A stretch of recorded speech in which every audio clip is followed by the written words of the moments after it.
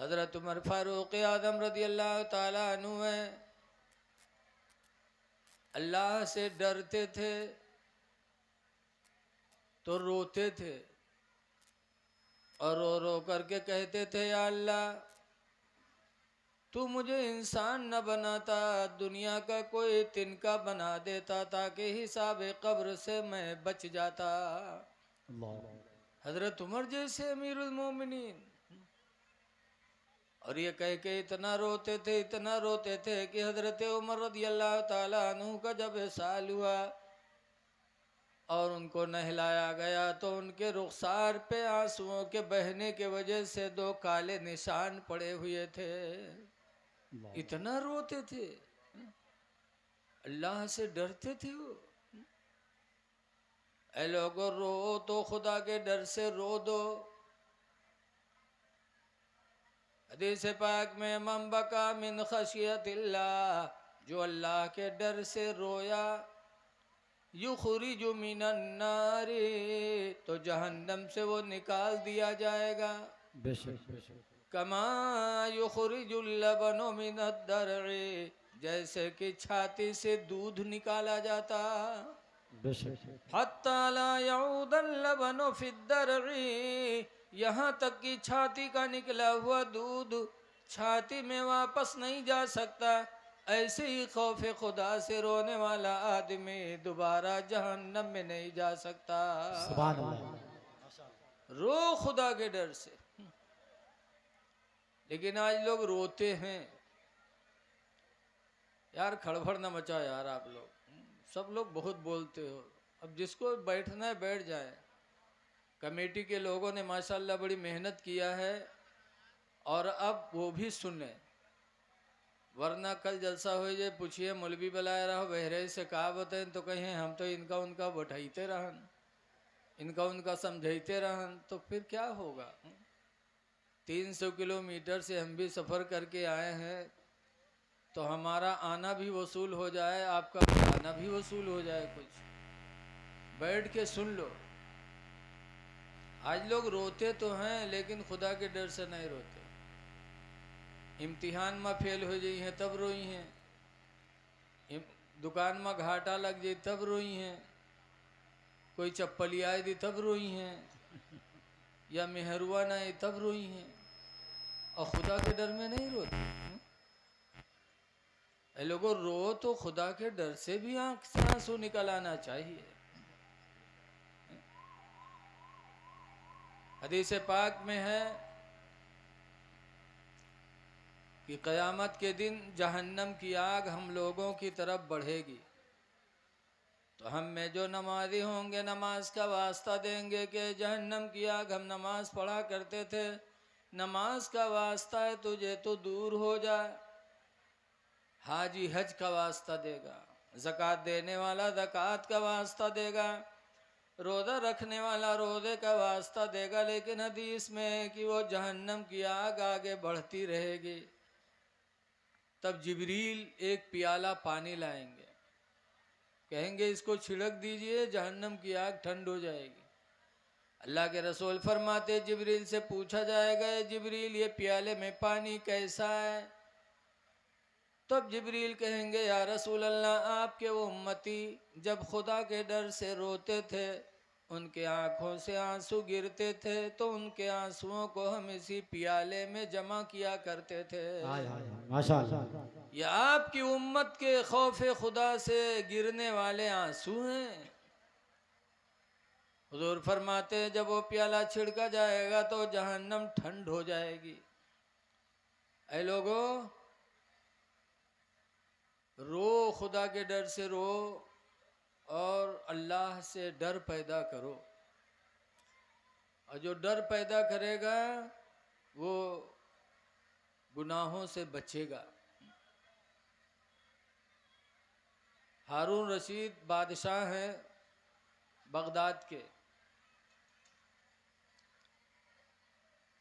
एक दफ़ा बीवी से बातचीत हुई,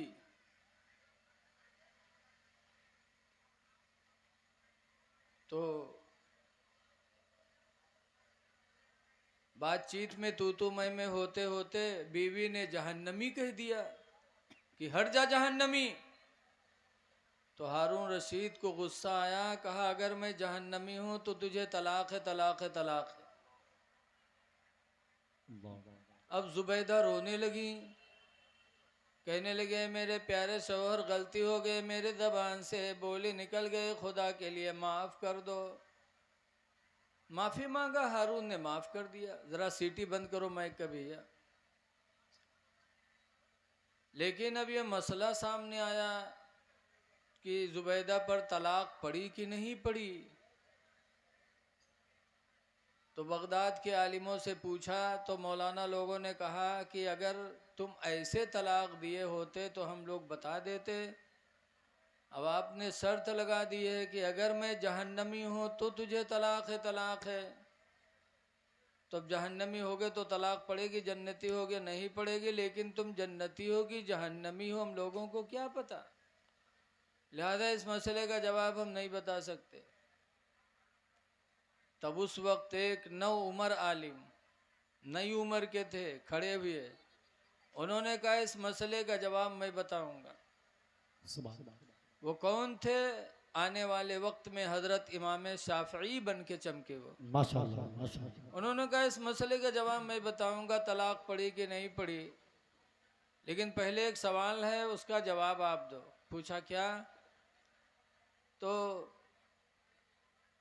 इमाम शाफी ने फरमाया हारून, कभी जिंदगी में तुमने कोई नेकी खुदा के डर से किया है? अगर खुदा के डर से कोई नेकी की हो तो बताओ, तो इसका जवाब हम बताएं।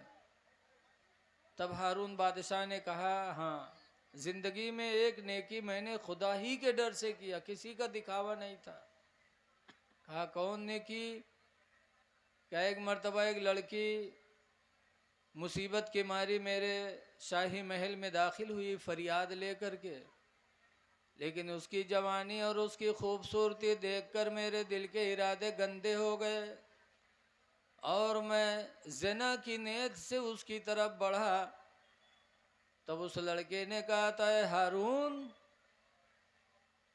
याद रखो फौज तुम्हारे कब्जे में ज़रूर है, तुम बादशाह ज़रूर हो, लेकिन याद रखो जो सारे हाकिमों का हाकिम है उसके दरबार में क़यामत के दिन हाजिरी होगी तो तुम क्या जवाब दोगे?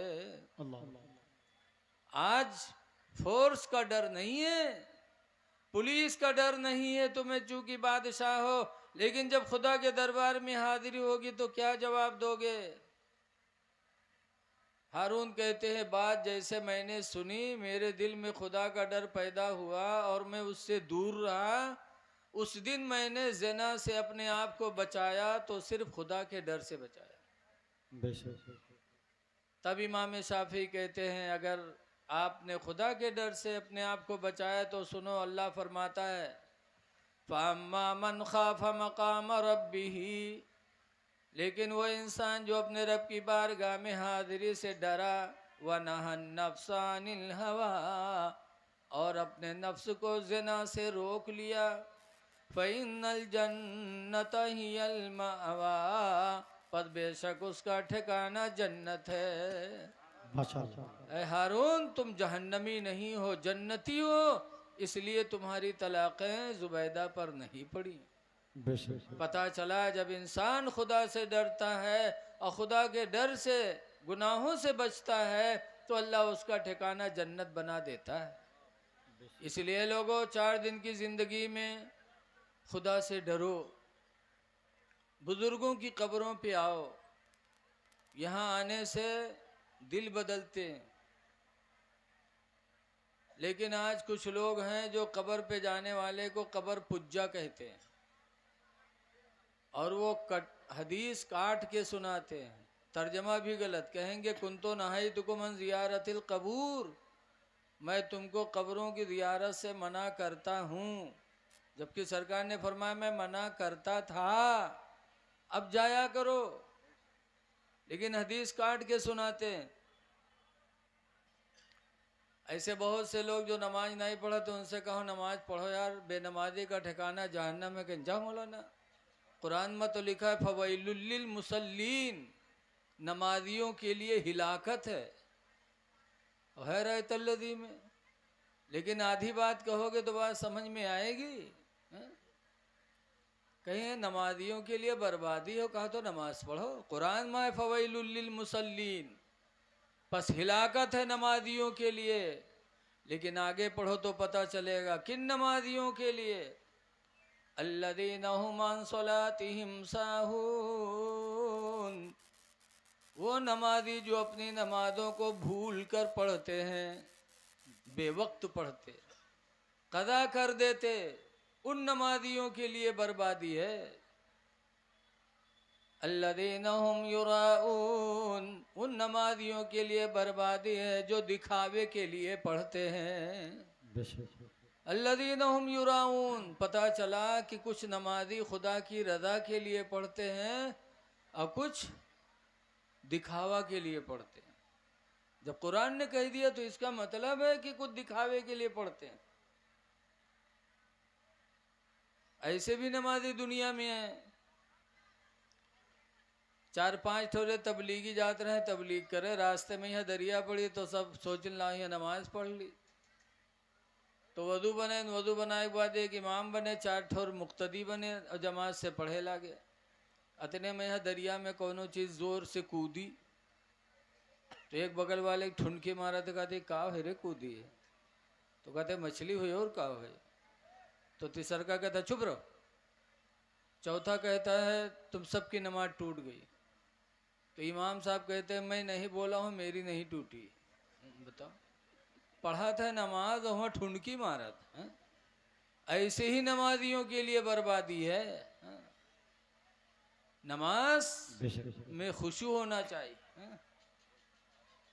और आगे अल्लाह फरमाता है किसके लिए बर्बादी? अल्लाह फरमाता वयमनऊनल माऊन, और उनके लिए बर्बादी है जो फायदे का सामान रोकते हैं, लोगों को देते नहीं। फायदे का सामान, जैसे आप बगल में प्लेट मांगने गए और प्लेट पड़ोसी ने नहीं दिया, मेहमान आए थे आपके यहाँ, प्लेट कम पड़ी तो पड़ोस में प्लेट लेने गए, उसने नहीं दिया। चम्मच लेने गए, नहीं दिया। लकड़ी फाड़नी थी, कुल्हाड़ी नहीं थी, बगल वाले से मांगा, उसने नहीं दिया।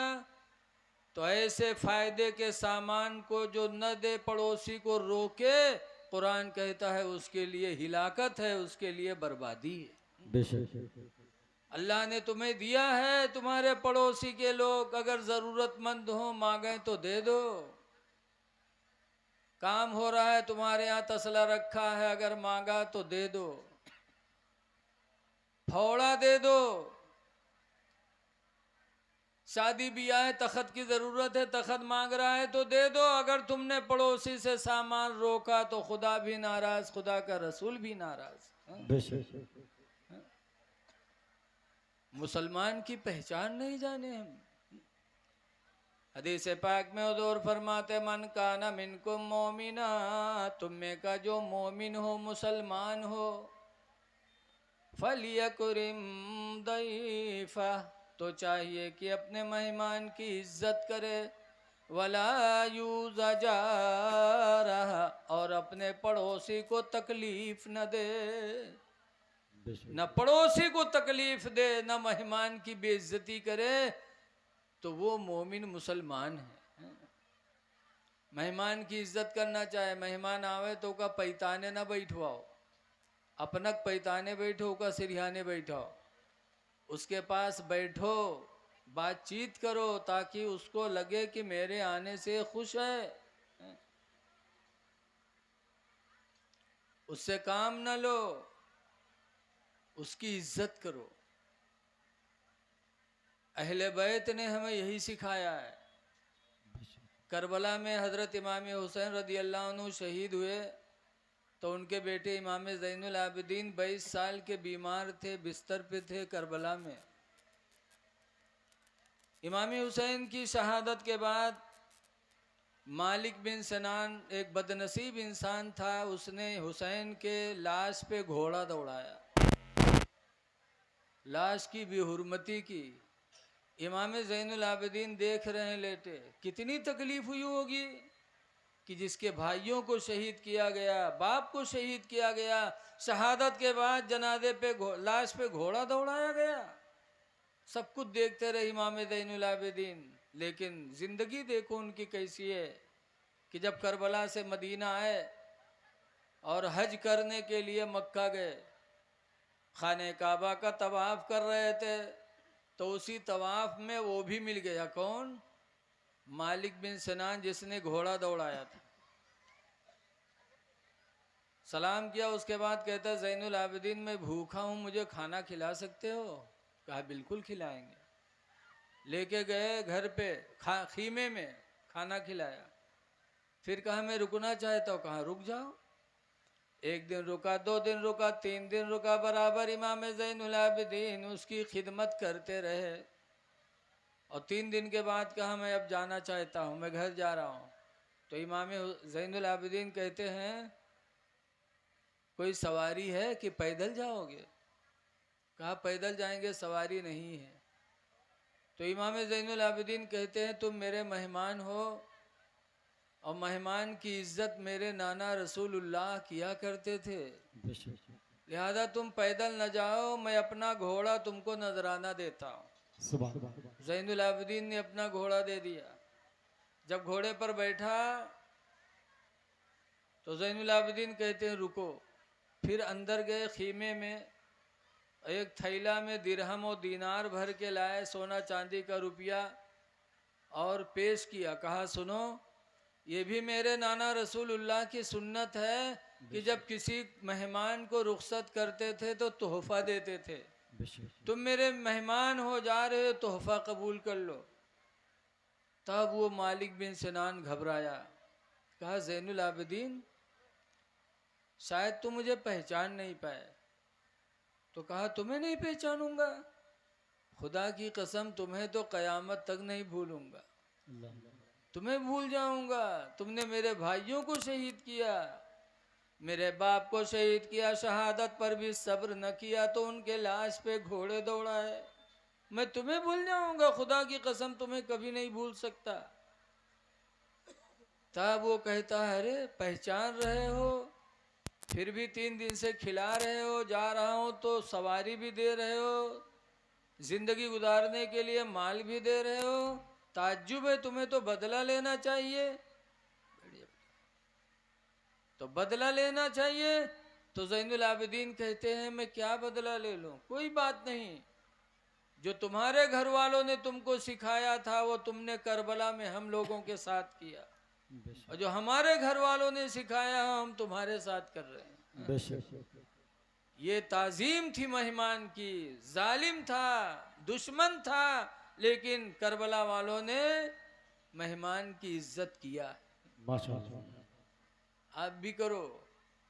लेकिन आज कुछ मेहमान ऐसे हैं कि आए जाते हैं, अगर उनके खिदमत करे लागो तो जाएग नामे नहीं लेते, 10-10 दिन परे रही। तो आदमी कहाँ तक खिदमत करी बताओ?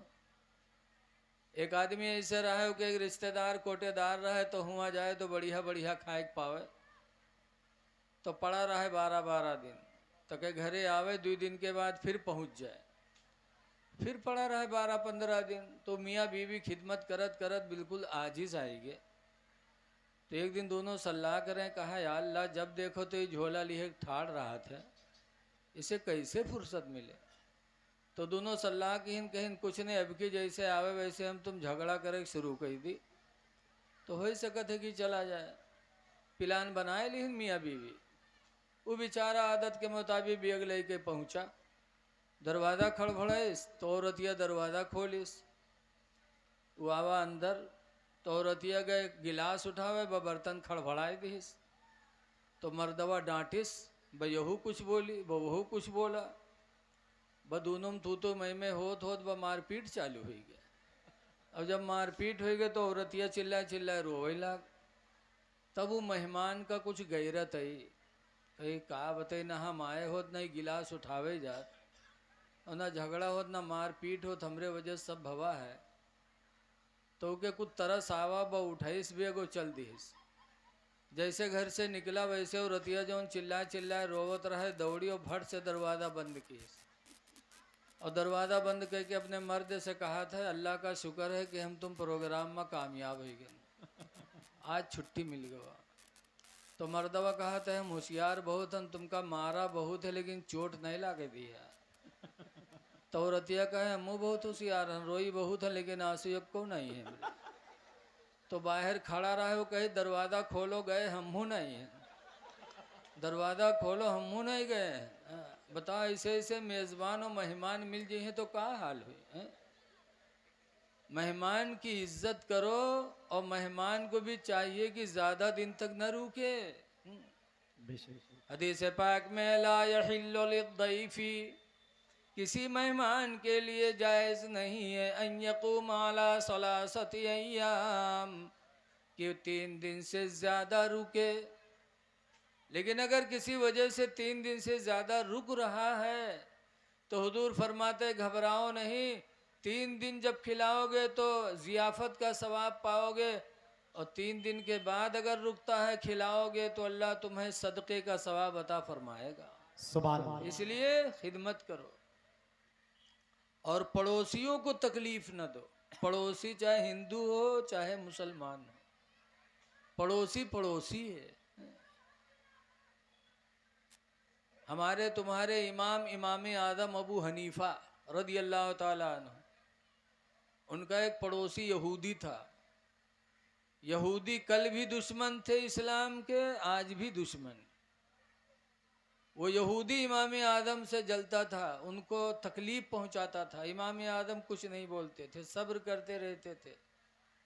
पड़ोसी था इसलिए कुछ बोलते नहीं थे और वो तकलीफ देता रहता था। कुछ दिनों के बाद एक हफ्ता ऐसा भी गुजरा कि इमाम आदम ने उसको देखा नहीं।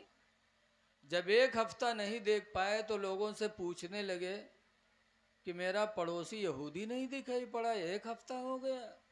लोगों ने कहा आपको पता नहीं है? कहा वो जेल में है, बड़ा बदमाश था, दारोगा ने जेल में डाल दिया। नवाबगंज के आदमी हो तो सोचत बहुत बढ़िया भवन ना निकल पावे हुए रहे तो ठीक है, बोलो। लेकिन हमारे इमाम आदम का दिल जैसे सुना तो इमाम आदम घर नहीं गए बल्कि वहीं से कूफा के गवर्नर के पास तशरीफ ले गए। और गवर्नर ईसा बिन मूसा थे। जब वहाँ इमाम आदम पहुँचे तो गवर्नर साहब खड़े हो गए। कहा हजरत कोई ज़रूरत थी बताते, मैं आ जाता, आप आए हैं? तो इमाम आदम कहते हैं मैं इसलिए आया हूँ कि मेरा एक पड़ोसी यहूदी था, तुम्हारे दारोगा ने जेल में डाल दिया है।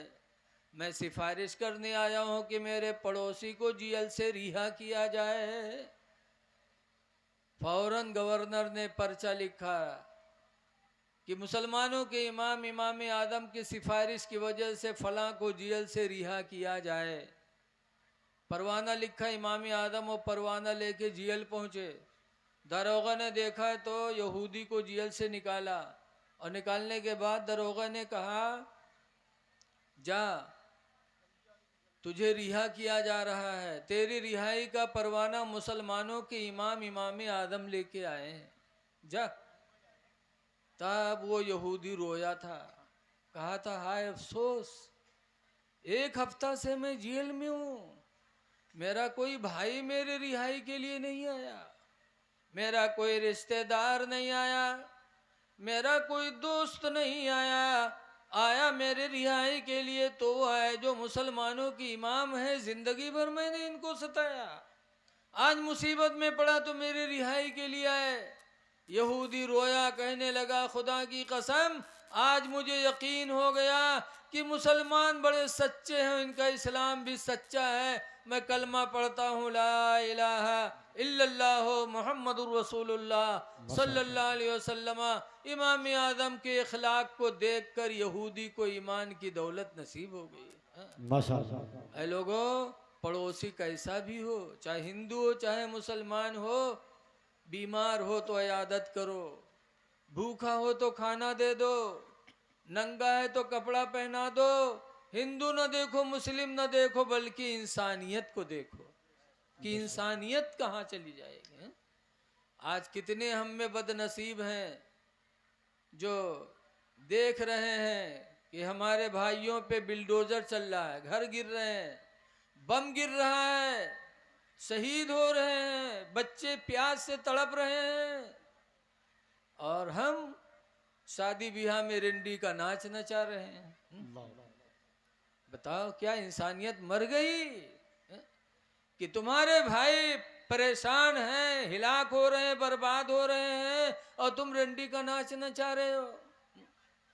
शादी होती है तो दूल्हा के सामने डांस करते हो। नौजवान नौजवान डांस करत हैं, कूदत हैं। नालायकन के न मुंह देखे नीक लागे, न पेट देखे नीक लागे, चूतर अलग जाते, पेट अलग जाते, मार दन्न दन्न कूदे हैं। लागत है बहुत कमाल की हिदायत है। वही में उनके मेहरुआ का कहे, देखो हमरे गुडुआ कब्बक देखो 5 हाथ ऊपर है, उलरत है सबसे। हाँ, अब बताओ, हाँ? ये बेहयाई नहीं तो क्या है? हाँ? इंसानियत चली गई। पड़ोसी अस्पताल में तड़प रहा है और तुम डांस कर रहे हो। इंसानियत को देखो। वो तो वैसे है कि अपना आराम में है तो सब आराम है दिखाते उनके। जैसे एक आदमी रहे तो वो चश्मा लगावे बहुत आदि रहे,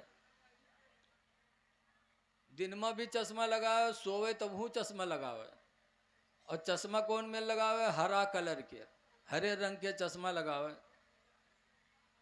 एक दिन घास छोले गवा तो हरियर चश्मा लगाए रहे, तो जत्ता झौरी सब का हरियरे दिखाए, जत्ती जुरान घास सब हरियर, बस सब उठाए लावा बरधवा के सामने डालिस। अब बरधवा झुरान घास कहाँ से खाई ले? जब वो नहीं खाए तो कहे अरे ये काहे नहीं खाते? बापन चश्मा उतार के बरधवा के लगाए दिस, बरधवा सब झौरी खाए डालिस।